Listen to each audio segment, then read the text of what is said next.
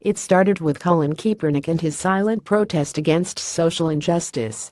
Now it's about more than that. It's about Donald Trump, a corrupt system, and the type of country we want to be. And so I say to athletes and others across the country, take that knee. Sit on those hands when the anthem is played. The most patriotic thing you can do right now is not salute the flag. While it's true that our soldiers, those risking their lives to protect us, are great heroes, it's also true that America has another type of great hero, those willing to speak out when they see wrongdoing, even when it's unpopular, even when it hurts. Rosa Parks, Medgar Evers, Martin Luther King, Henry David Thoreau, Cesar Chavez, Alice Paul, and Abraham Lincoln all fall into that category. Parks refused to give up her seat and sparked a movement. In the 1950s, Evers took perhaps the most dangerous job in America as head of the NAACP in Mississippi. It would lead to his assassination at the tender age of 37. MLK was killed at 39.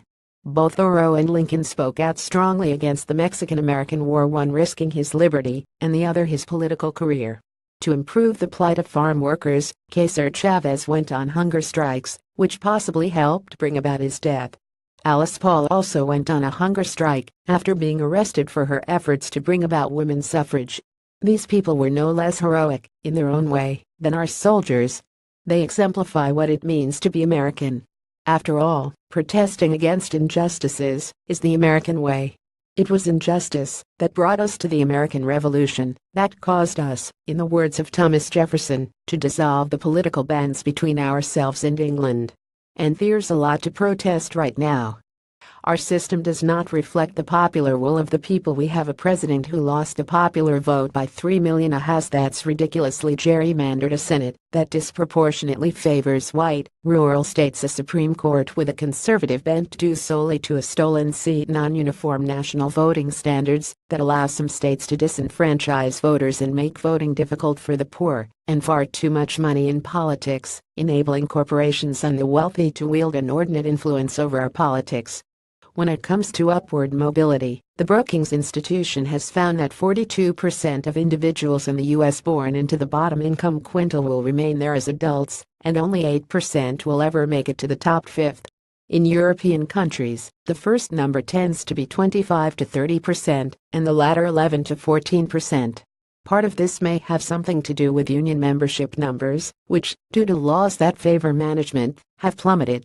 At one point, following the passage of the Wagner Act in 1935, union membership broke 35% of non-agricultural workers. But the Taft-Hartley Act of 1947 and other subsequent legislation reversed the trend.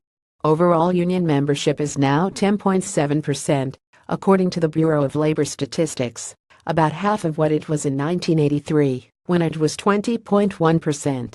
Our educational system is also nothing to brag about. In the latest round of PISA testing conducted by the Organization of Economic Cooperation and Development, the U.S. ranked 24th in reading, 25th in science, and 38th in math, just above the average scores for OECD countries in the first two categories, and well below the average in the third. A different assessment, the National Assessment of Educational Progress, showed that only 37% of our high school seniors are proficient in reading, 25% were proficient in math, 20% proficient in geography, and only 12% proficient in U.S. history. Our justice system doesn't fare much better. The U.S. ranks second in the world in terms of prison population by percentage. We ranked 18th on the World Justice Project's Rule of Law Index. When the WJP asked survey takers about equal treatment under the law, the U.S. scored an awful .52, compared with a .71 for the UK and a .59 for Russia.